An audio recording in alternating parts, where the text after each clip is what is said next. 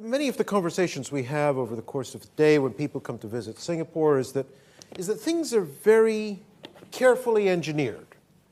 And it's possible that one of the reasons why we've had success with this engineering is because, after all, so far, this has been the first generation that has seen the development from third world to first. Increasingly, what you're seeing is a generation of people who have only seen the first world.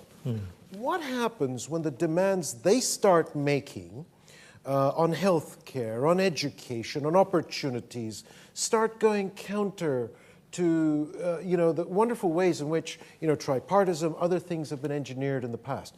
Do you envisage that happening? Is that a scenario you consider? And if so, how do you prepare for it? It's a very important point that imagine that the tripartism in Singapore is only able to reach out to the older workers, the lower educated workers, and only to Singaporean workers. Yeah. So in other words, the younger workers, the better educated workers, the professional, the PMET, the foreign workers, that we exclude them from tripartism. Then over time as Singapore becomes a knowledge-based economy, innovation-driven economy, over time tripartism will become less and less relevant to the mainstream of the Singapore economy. So we are very mindful of that. We look at the tripartism of the world. In the Scandinavian countries, tripartism functions quite differently. For example, there's a labor movement for the gold-collar workers, the professionals. There's a labor movement for the blue-collar workers, and there's one for the white-collar workers. So if you go to the Scandinavian country, whether it's Sweden or Norway, there are 3 national centers. Yeah, but not in Singapore. In Singapore, we only have one national center, and that's the National Trade Union Congress. And the NTUC, we are the labor movement, not just for the blue-collar workers, the white-collar workers. We're also the labor movement for the gold-collar workers, the knowledge workers, the silver-collar workers. Actually, these are the silver-hair workers. Yeah. And lastly, even the no-collar workers who are on contract, who are casual workers with no permanent employment. So in other words, we try to be as inclusive as we are, because it's only that way that we can continue to remain relevant.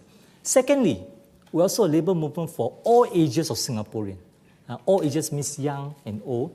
And thirdly, all nationalities. So 80% of our union members are Singaporean, 20% are non-Singaporean. So we bring them to the labor movement as well.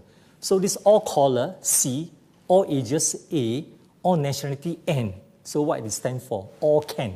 Yeah, C-A-N. So basically we say, look, all workers can be part of the labor movement. And I think that's how we remain relevant. But that's not to say that we don't have challenges. I just mentioned 2. One is the aging of our workforce, aging of our population.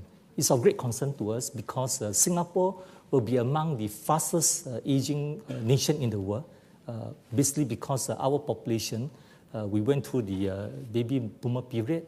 Our population is well educated. And one consequences of having a well-educated population is that either they don't get married, or they marry too late, or they have only 1 or 2 children. So as a result, our total fertility rate is only 1.29, among the lowest in the world. And as a result, our population is aging quite fast. So the aging of our workforce is a concern. And so what the labor movement is doing now is, how do we remain relevant to our workers for life? Yeah. So as they finish their employment, then they'll go into re-employment. Re-employment law will come into place in Singapore 2012, where workers, upon retirement, they're encouraged to continue working, not necessarily the same job, not necessarily the same pay, but continue to remain productive. And so how do we? So there's one area where we try to continue to be relevant, not just to the young, but also to the old. The second is the professional workers, the gold-collar workers. Again, as we become we're going to promote more technology development, innovation development, market development. We're going to move from value added to high value added to value create. Now the next buzzword is value multiply. Yeah. So our economy keeps changing, you see.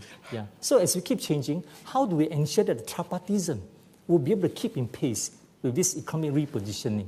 Yeah. So I think your point is an important one, and I think we do recognize that we must remain relevant.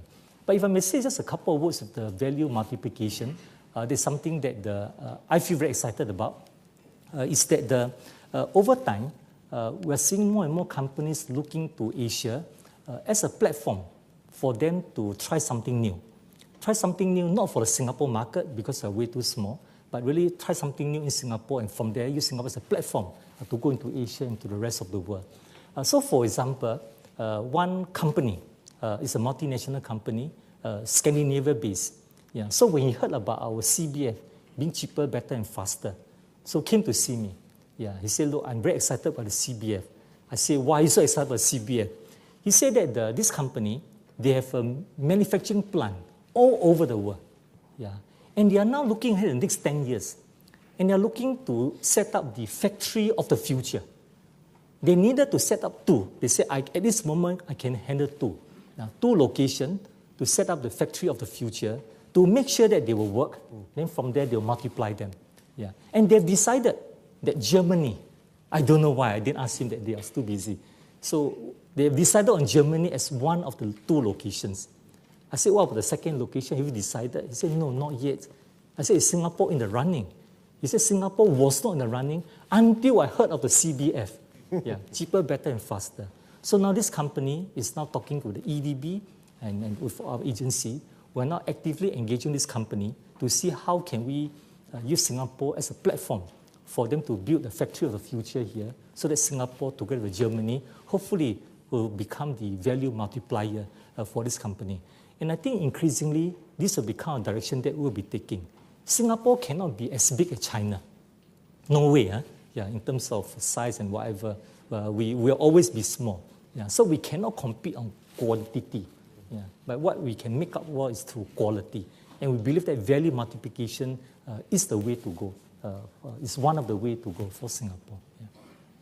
Minister, every time we meet senior members of government like yourself, we're reminded in a very obvious way why it is that Singapore has been as successful as it has over the last several decades. Thank you very much for those very insightful, thoughtful, and transparent comments on this occasion. Minister, thank you very much. Thank you very much.